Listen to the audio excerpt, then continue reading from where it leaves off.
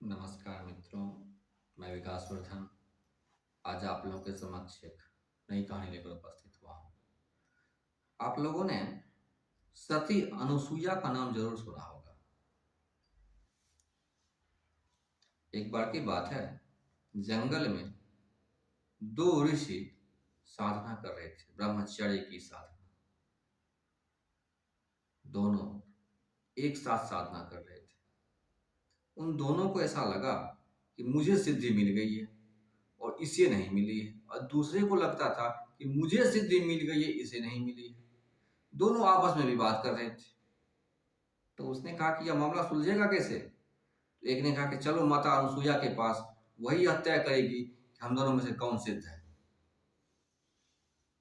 फिर क्या था कि वो दोनों ही ऋषि माता अनुसुईया के कुटिया में पहुंचे।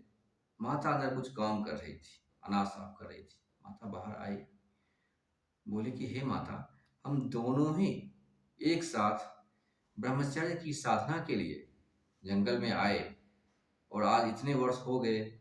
मुझे ऐसा लगता है कि मैं सिद्ध हो चुका हूं, इसे सिद्धि नहीं मिलेगी, और ये कहता है कि मुझे सिद्धि मिल गई है और इसे नहीं मिली है।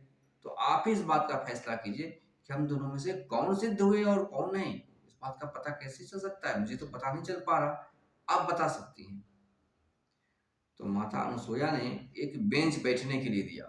बोला कि आप दोनों यहाँ पे बैठिए, मैं जरा घर में कुछ काम है, जरा मैं करके आती हूँ। दोनों को बेंच के दो सिरे पर बिठा दिया। बेंच छोटा सा था, बीच में एक आदमी की बैठने इस प्रकार से बिठाया कि बेंच में बीच में बैठने की जगह थी एक और आदमी की। बेंच के दोनों सिरे पर दोनों ऋषि को बिठा दिया और माता अनुसुईया चली गई कुछ काम करने के लिए। बोले आप लोग यहीं पर बैठिए, मैं कुछ काम करके आती हूँ।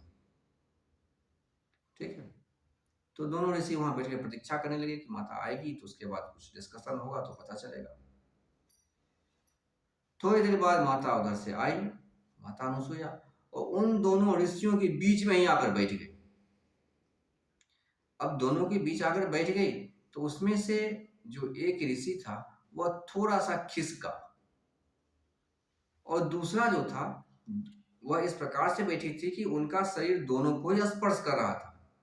दोनों ही ऋषि को उनका शरीर स्पर्श कर रहा था, लेकिन उसमें से एक ऋषि जो था वो थोड़ा सा खिसका। जैसे माता का शरीर स्पर्श हुआ, वो थोड़ा सा खिसका। उसी वक्त माता खड़ी हो गई। उन्होंने कहा कि अभी आपको सिद्धि नहीं मिली है, क्योंकि आप थोड़े खिसके, और यह बिल्कुल नहीं खिसके।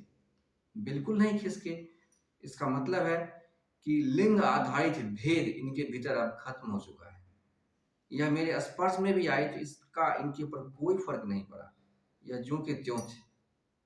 और ऐसी बात नहीं थी कि मैं जब बैठी तो ये बहुत दबाव में आ गए थे, बस सिर्फ स्पर्श मात्र हो रहा था।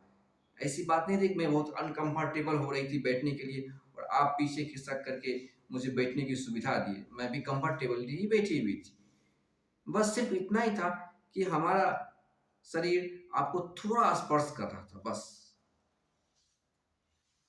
इस प्रकार से माता अनुसुईया ने बड़ी सरलता से एक छोटी सी विधि से उन दोनों सिद्धों को यह तय कर दिया कि किसे सिद्धि मिली है और किसे नहीं।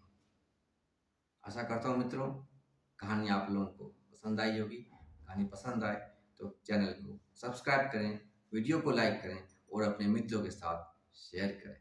बहुत बहुत धन्यवाद।